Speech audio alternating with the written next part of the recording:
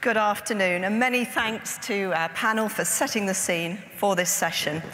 We're going to focus for the next half hour or so on the future trends, opportunities, and challenges facing business. What are our panelists doing to make their companies future-proof? What trends do they see emerging that have a bearing on their businesses? Are they mainly political, environmental, social, technological, or cultural trends? And what's changed for them since the recession? Our panelists have already addressed some of these issues, but let's unpack them further and get to the heart of what makes their companies succeed and what makes them game changers. Before we start, a brief word or two of introduction, if I may. I'm Susie Walton, a non-executive director on the IoD board. Previously, I was a senior civil servant in government, Cabinet Office and the Ministry of Defence, and relevant to today's discussion, I looked after horizon scanning in the Prime Minister's Strategy Unit.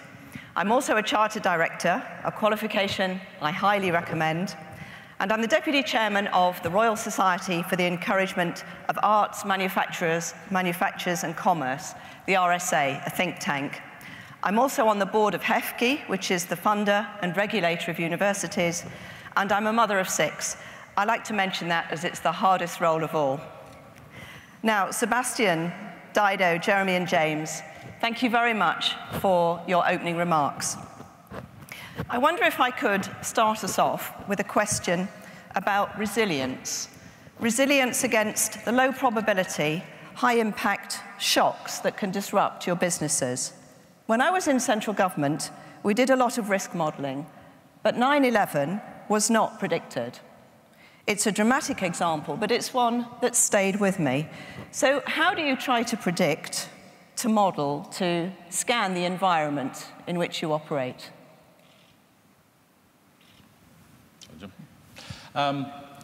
Look, I think there's a couple of things there. Firstly, yes, one has to scan the horizon, one has to develop scenarios, one has to put in place risk management and crisis management processes.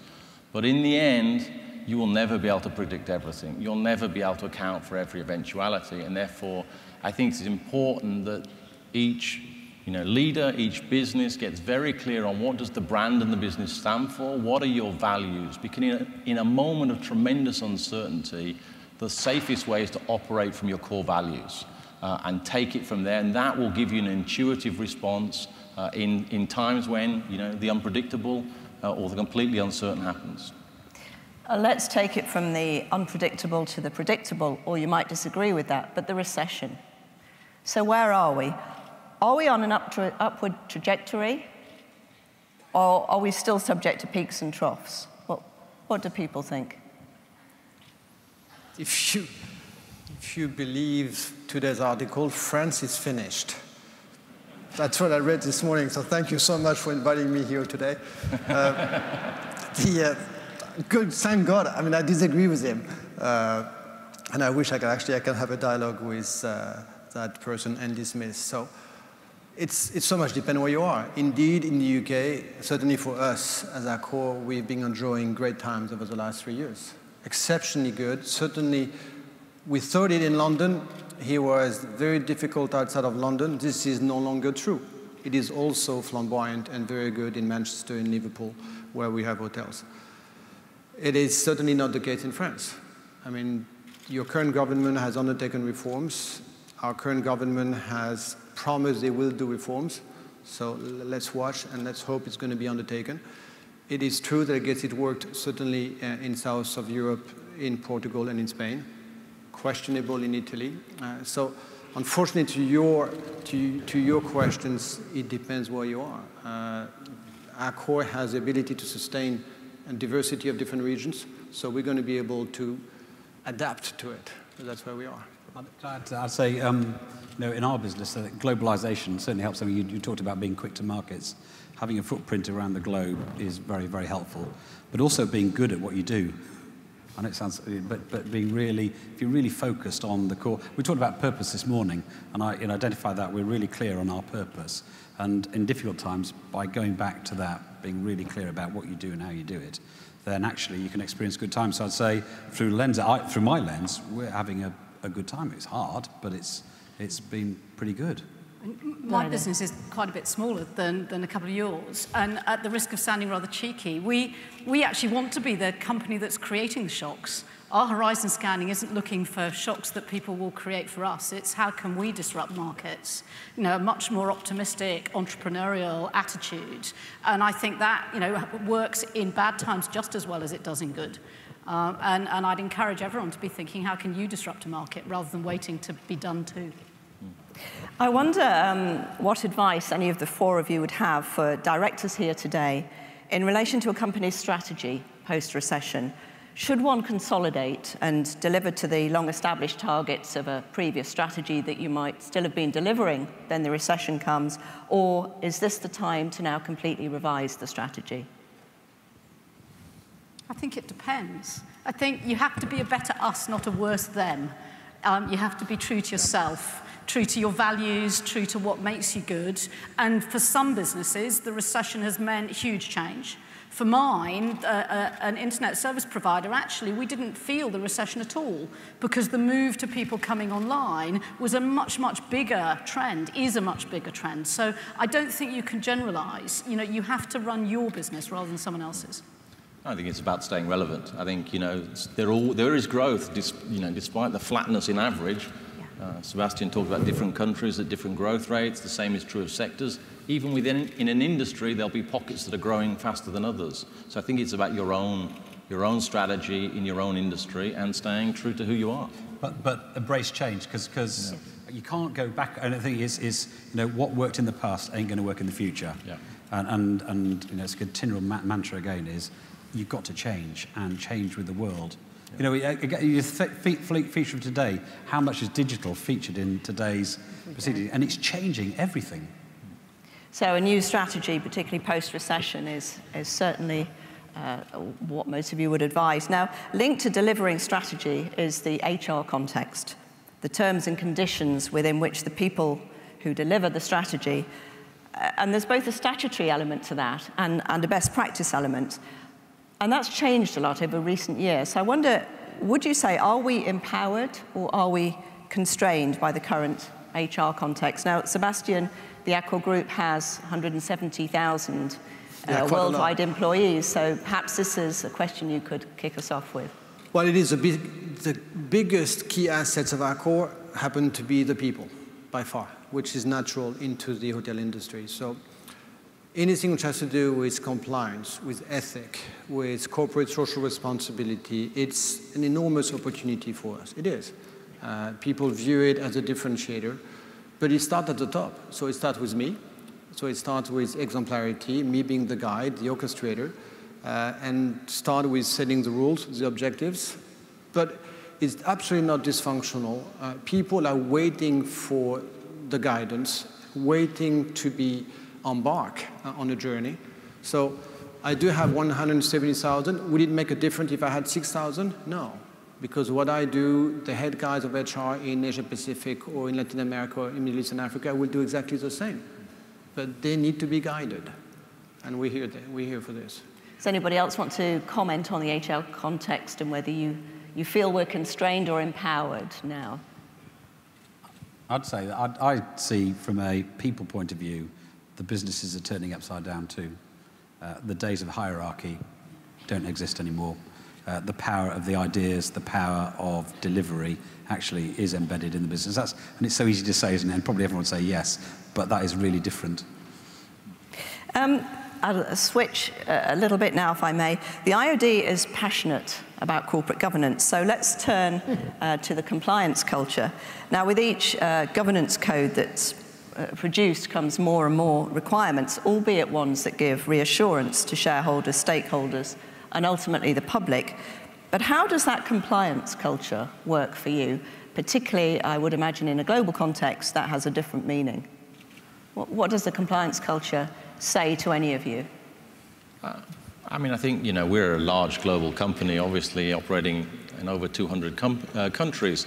I mean, compliance is there for a reason. I mean, these changes in governance are responding to needs for shareholders and for very good reasons. So obviously we're embracing them, taking them forward. We've always liked to see ourselves at the front of changes in governance and best practice.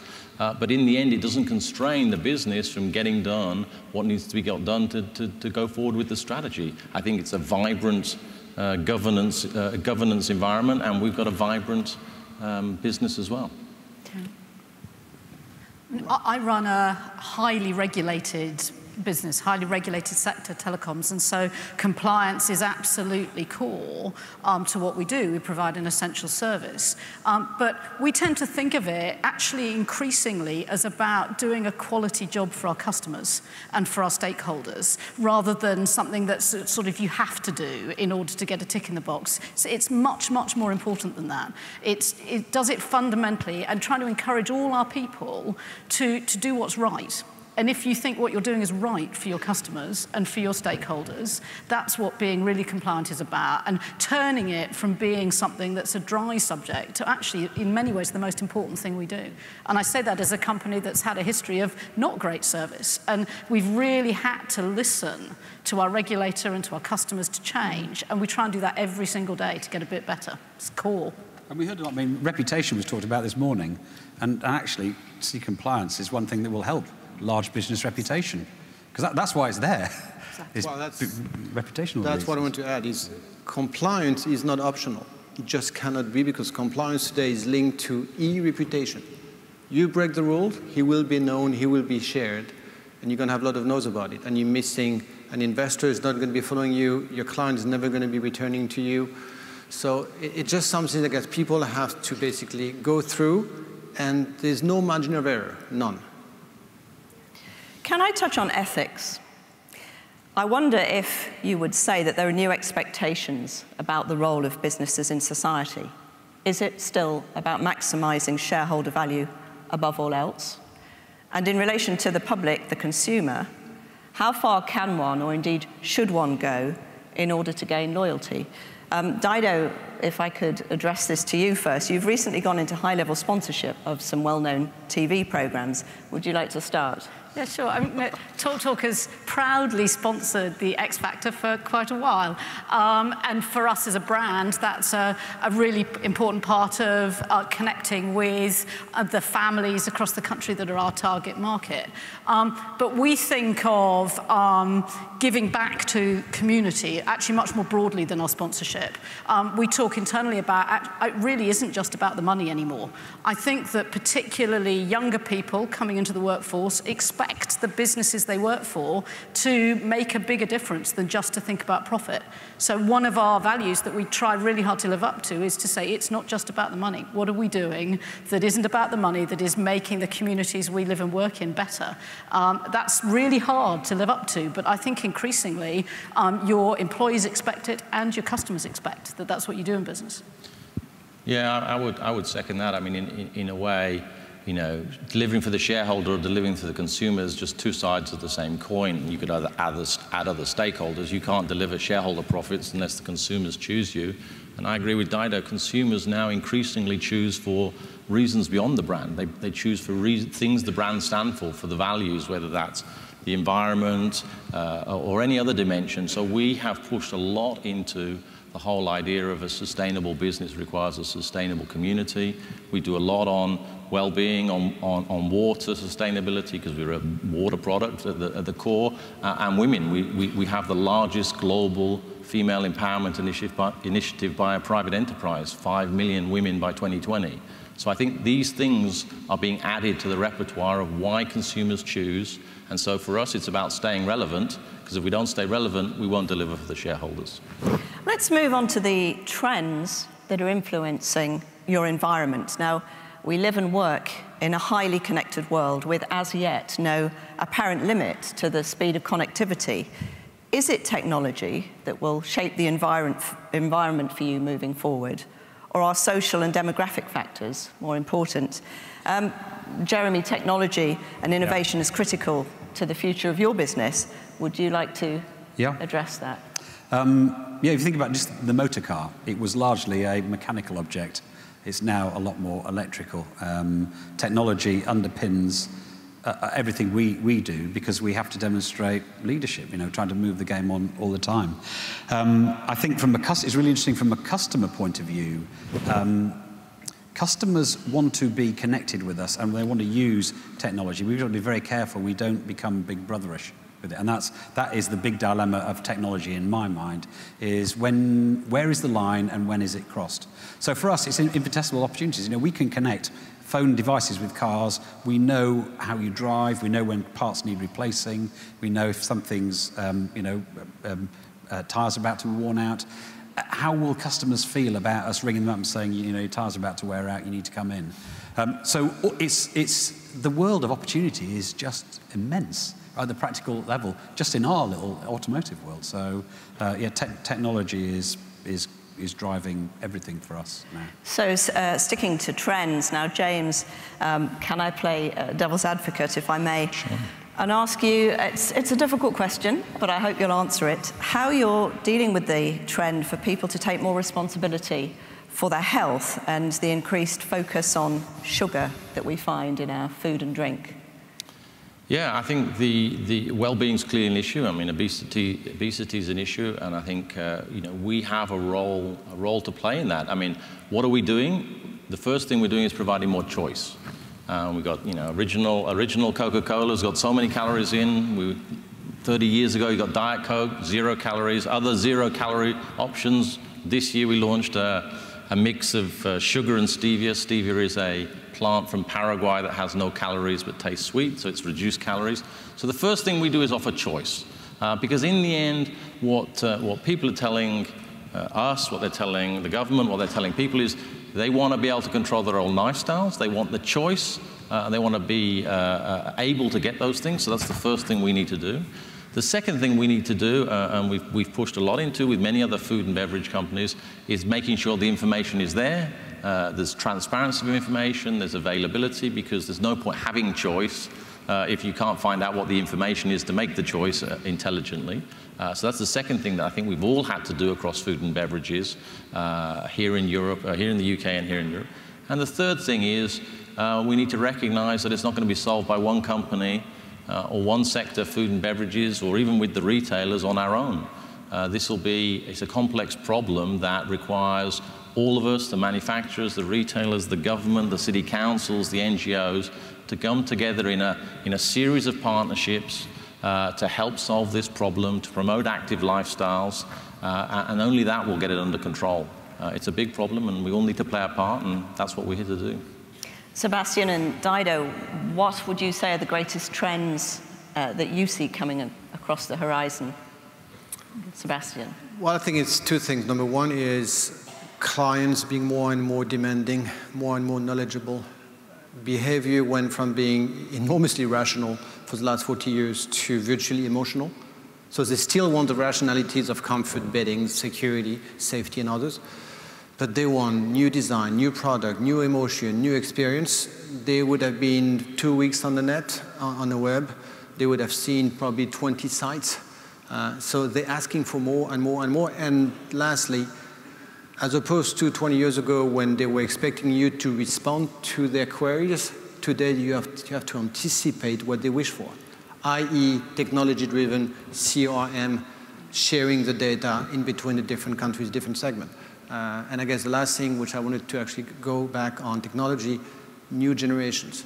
Technology alone is not enough. You have the addition of new technology with new generations, smarter people, younger people, pushing elderly people who don't understand and don't have the same amount of knowledge, which means changing the organization, changing the hierarchy, because a guy who is 40 years old in a veteran in a system, he knows so far less than the guy who's 28 years old, and he has to accept. So collective intelligence is the two words.